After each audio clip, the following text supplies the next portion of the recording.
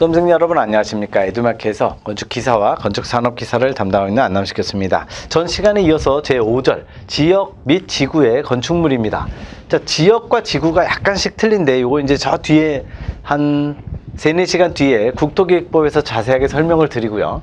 어쨌든 지역이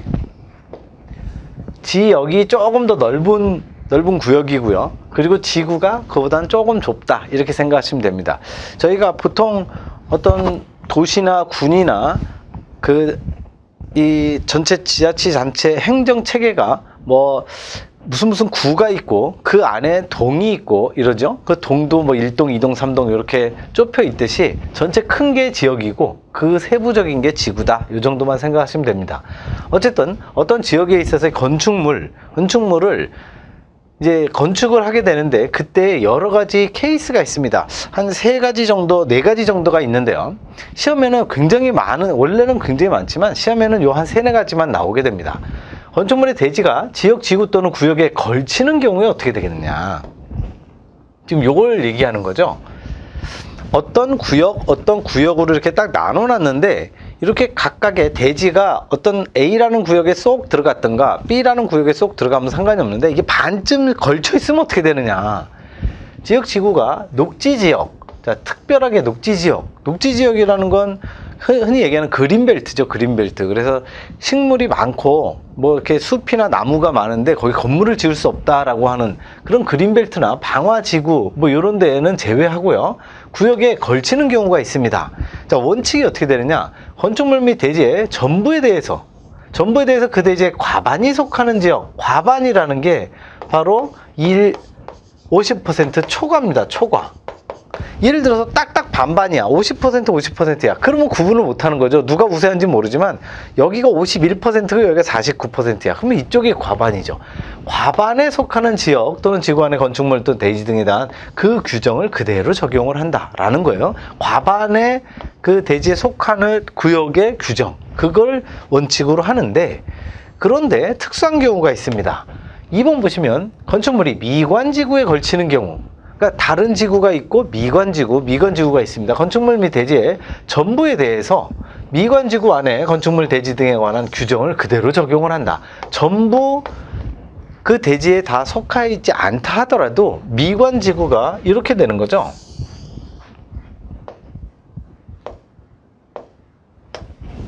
예를 들어서 대지가 이렇게 있는데 지구가 여기만 미관지구예요. 빨간색은 미관지구고 여기는 다른 데다 이거죠. 여기는 미관지구, 여기는 뭐 기타 지구. 잘 보시면 미관지구에는 요거밖에 지금 걸쳐 있지 않는 거예요. 굉장히 작은 부분이죠. 한 20%밖에 안 돼. 그래도 미관지구가 절대적으로 우세하기 때문에, 굉장히 강자기 때문에 미관지구가 20%밖에 걸쳐 있지 않지만 전체 전부에 대해서 미관지구로 보겠다라는 거예요. 봐야 된다 하는 거죠. 반드시 그렇게 적용하라. 그러니까 미관지구가 절대 강자다 이렇게 보시면 되고, 방화지구도 마찬가지입니다. 그 전부에 대해서 방화지구 안에 건축물의 규정을 그대로 적용을 하게 되는 거죠. 그러니까 미관지구나 방화지구는 굉장히 강자예요. 그런데 예외가 있습니다. 그 건축물이 방화지구와 그 밖의 구역에 경계가 방화벽으로 구획이 돼 있다. 그러면 그 부분에 대해서는 예외다. 그렇게 하지 않아도 된다. 방화벽으로 뭔가가 잘 돼 있으면 된다는 예외죠. 그리고 또 녹지지역도 마찬가지입니다. 대지가 녹지지역 그리고 그 밖의 지구에 걸치는 경우 각 지역의 구역 안의 건축물 대지에 대한 규정을 각각 규정을 하라. 미관지구와 방화지구는 굉장히 강력한 거라 전부를 가져가지만 녹지지역 같은 경우에는 예를 들어서 40대 60이다. 그러면 40, 60을 각각 가져가라 이 소리죠. 녹지지역 안에 건축물이 미관지구 또는 방화지구에 걸치는 경우, 방금 2번, 3번에서 했었죠? 미관지구 또는 방화지구는 절대 강자이기 때문에 이때는 앞에 2, 3에 의해서 전부 다 가져가라. 한마디로 미관지구 또는 방화지구가 1등이고 얘가 절대 강자고, 그리고 녹지지역이 한 2번째 2순위 정도 된다 하는 거죠. 그러니까 2순위에 만약에 걸쳐 있다면 1순위에 조금이라도 걸쳐 있으면 전부 1순위로 가져갑니다. 근데 만약에 요 미관지구나 방화지구가 아닌 다른 지역하고 이렇게 40, 60으로 걸쳐 있으면 40, 60을 그대로 가져가라. 그 얘기입니다.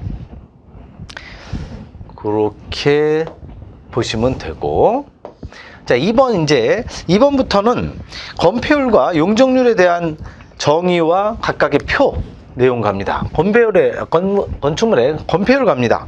건폐율.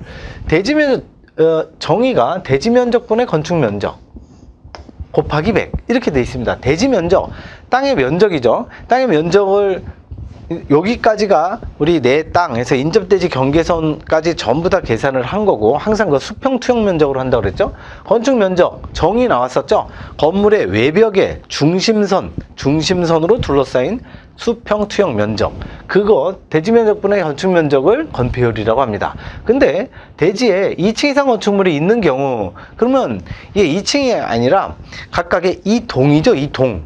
그러니까 건축물에 A동이 있고 B동이 있으면 얘네 둘은 둘 다 합산을 한다. 건축 면적의 다음보 합계를 하게 된다. 이렇게 알아두시면 됩니다. 이게 제 생각에는 2층이 아니라 2동일 것 같은데, 연면적은 뭐 정확하게 2동이 맞고요. 근데 이거는 체크 한번 해 보겠습니다. 어쨌든 건폐율의 정의, 대지면적분의 건축면적 곱하기 100. 자, 건폐율 기준 갑니다. 건폐율은요, 용도 지역 안에서 건폐율의 최대 한도가 정해져 있습니다. 이게 특별시, 광역시 등등등 여기에서 도시, 군, 계획, 조례로 정해져 있는데요. 대부분 이 표를 그대로 따라가게 됩니다. 물론 요거 말고 살짝 이제